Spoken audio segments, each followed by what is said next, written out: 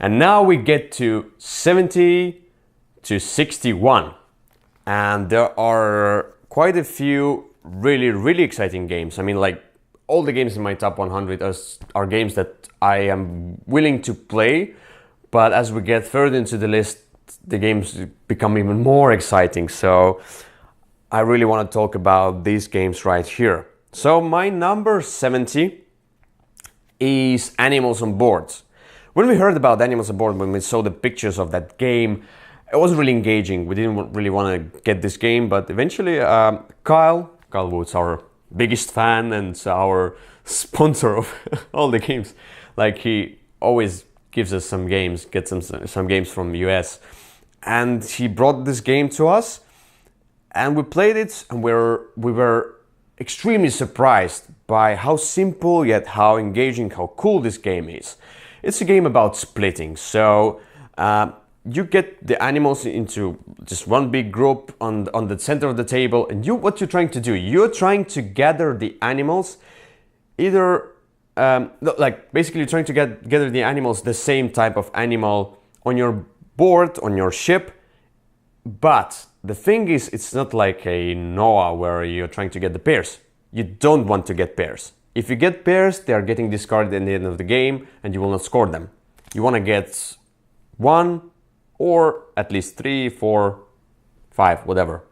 So, and as much as you get, if you get more than 2, I mean, starting from 3, you get quite a few points for that. And you're basically, the center of the table, you're splitting the bigger animal groups into smaller ones, and you're gathering the food tokens. At some point when you have enough food tokens, you can grab a group of animals that you take onto your ship. There is always some kind of a secret animal which is face down, so you don't really know, and you're trying to split the animals the way that it benefits you the most and not that much your opponent. So you know that your opponent right now, he gathers crocodiles and giraffes, so you're trying to split them so he will not get any of those, and he will be left with only a pair of those, so he will have to discard at the end of the game, because eventually, how can you go beyond 2? You have to start with something. You first grab first animal or 2 animals, and then you grab the third and the fourth. You have to do this push your luck element as well here. So that's Animals on Board, extremely accessible family game with a really nice touch of that I split you choose a mechanic. And number 70, Animals on Board. Number 69, this is a crunchy game now. We're going to the other direction. It's from Ryan Locott. It's called City of Iron. Now, I was interested in City of Iron a long time ago, so eventually we bought this game. We bought the expansion as well eventually. So this is a resource management type. It's not really area control, but it's a like resource management deck building game, where how you build your deck, each one of you has his own race or species, and when you build the deck, there's a buy phase where you can buy cards into your deck, and when you buy them into your hand, and you also, like, each one of you has his own deck, so you have similar cards. With each deck there's like the same cards, and there are different cards which are special to your species. And this is the really cool part. So basically you are grabbing those cards from your own deck and you're customizing your hand, customizing your deck eventually. But it's not all about that. That's only the part of the game. You're trying to manage resources. So whenever you're basically grabbing the buildings, the cards, the farms from the center of the table, which will give you income, which will give you resources, and then if you have the most of those resources, you will score the points when the scoring occurs, and whoever has the most points is the winner of the game. That's City of Iron. It looks really nice.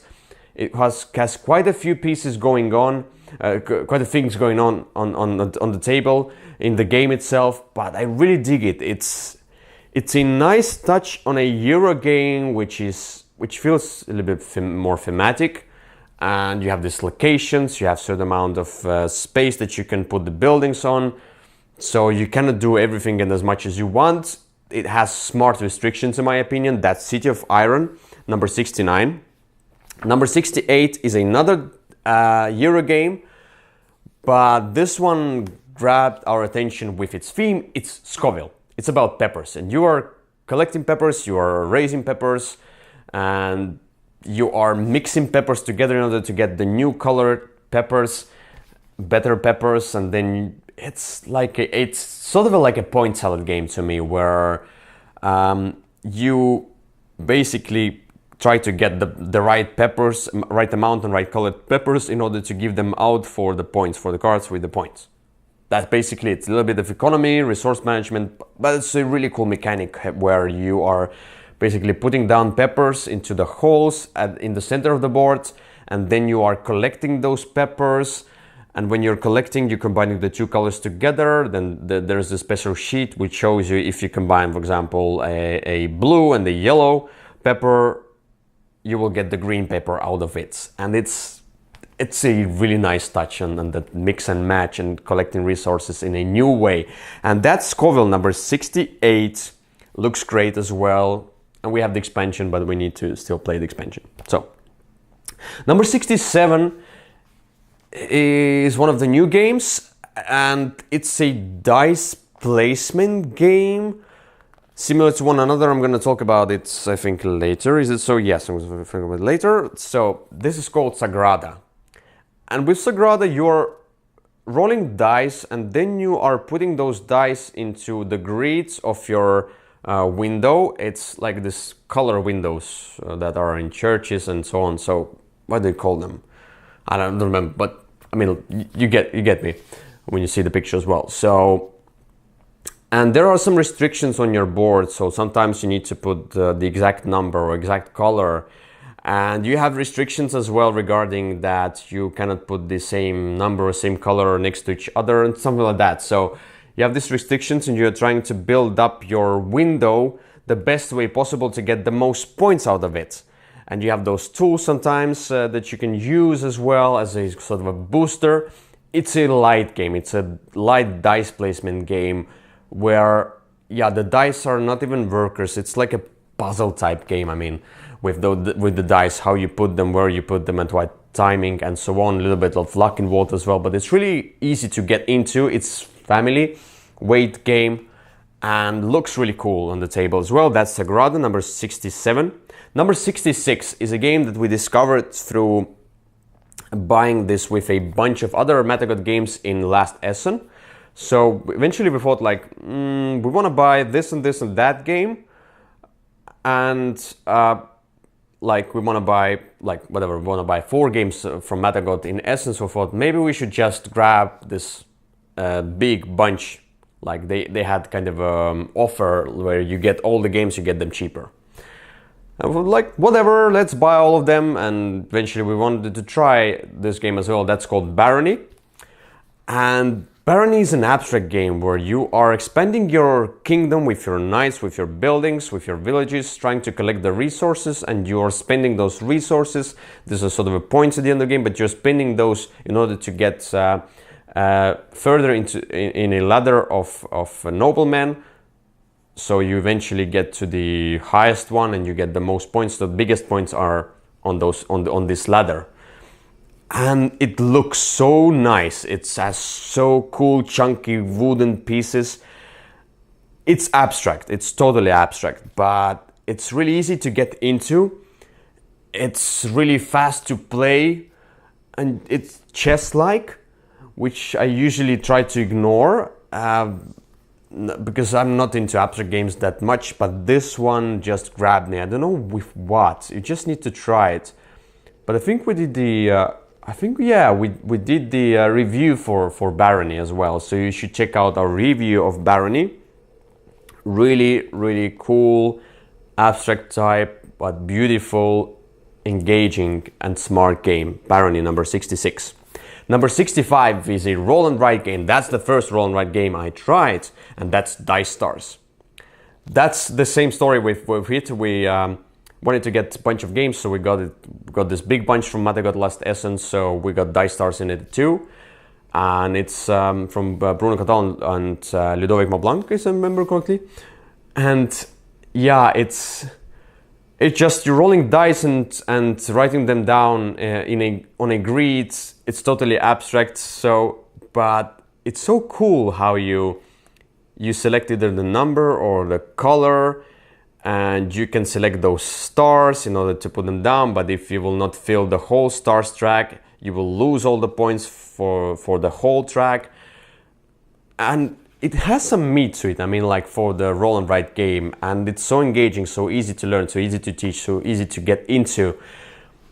I don't know why it clicked with me, but it just clicked with me, and I really, really enjoyed Dice Stars. It might be my, probably, is it my second favorite roll and write game? Yeah, it should be my second favorite roll and game, with the next one coming at some point as well. So, Dice Stars, my number 65. Number 64 is a bigger game. It's an old game. It's which was revised and put out by Osprey Games. It's Escape from Colditz. We got this game because of the theme and how it looks. It looks retro-y. It looks nice. And wow.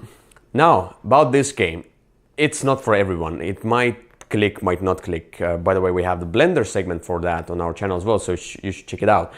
But eventually, this is kind of a game where one is playing sort of an overlord, so he's a prison guard, he's controlling the prison guards, and you are prisoners trying to escape. It's from the World War, basically, the theme. You're trying to gather certain equipment and trying to escape the prison. It's really hard. It's all about this roll and move mechanic. Now, don't get me wrong, I'm not into roll and move mechanic that much, but here it's really cool.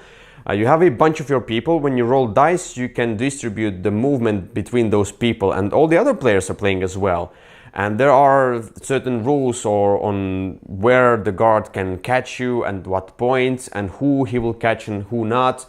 And eventually the guard cannot really concentrate on every player, on every pawn, so he needs to decide, and that gives you the opening, and it feels extremely thematic. It feels like you're trying to get out of the prison.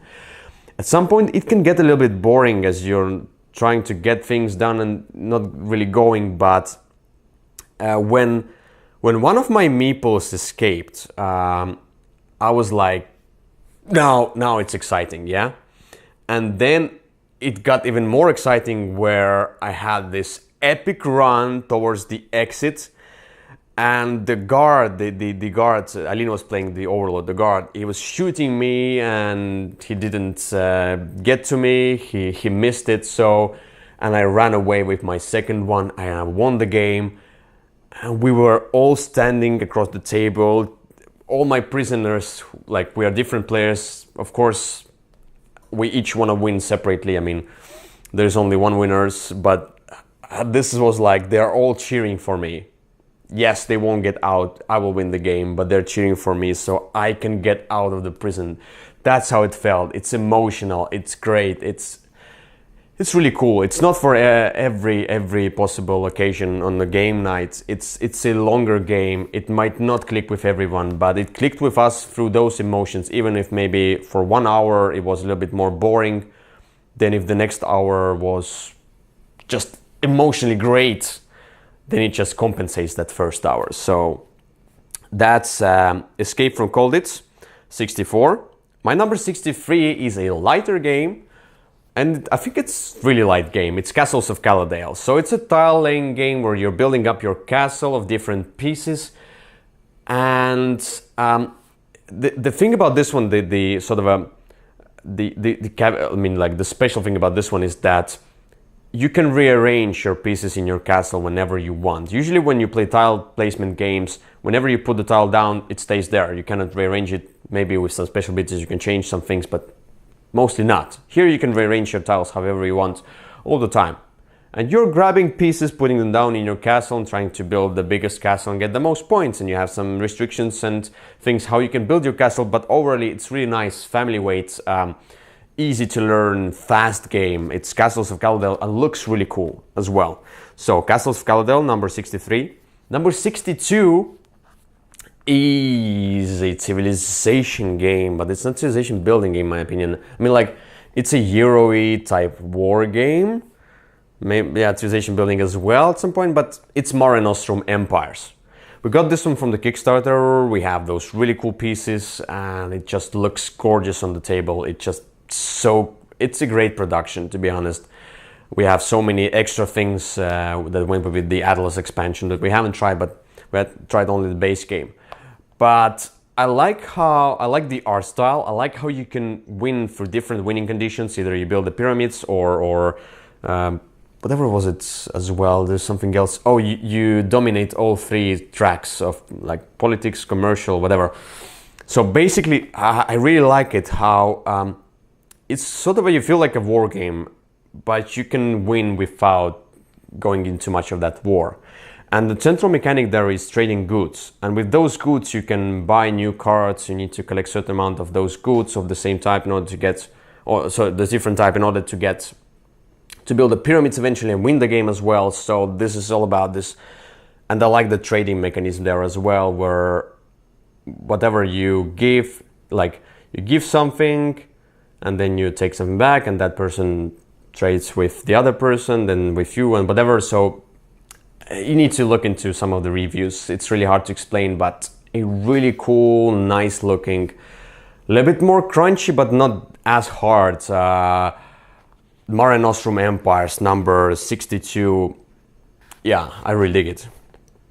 Number 61 is a game that won Spiel des Jahres this year, yes, and it's King Domino. Now, King Domino is a game from Bruno Cathala, and I think it totally deserves the Spiel des Jahres because when we got this game in Essen, we played it quite a few times already, and it was so easy to learn, so easy to go into. When we played two-player game, we only played this epic variant with 7x7 grid, and I heard there is going to be Queen Domino coming as well with extra features, so should look after that. But King Domino is a language-independent, easy to grasp domino type game where you're building up your landscape and trying to get the most points. If you get the bigger landscapes of the same type with those crowns that give you points, you double them.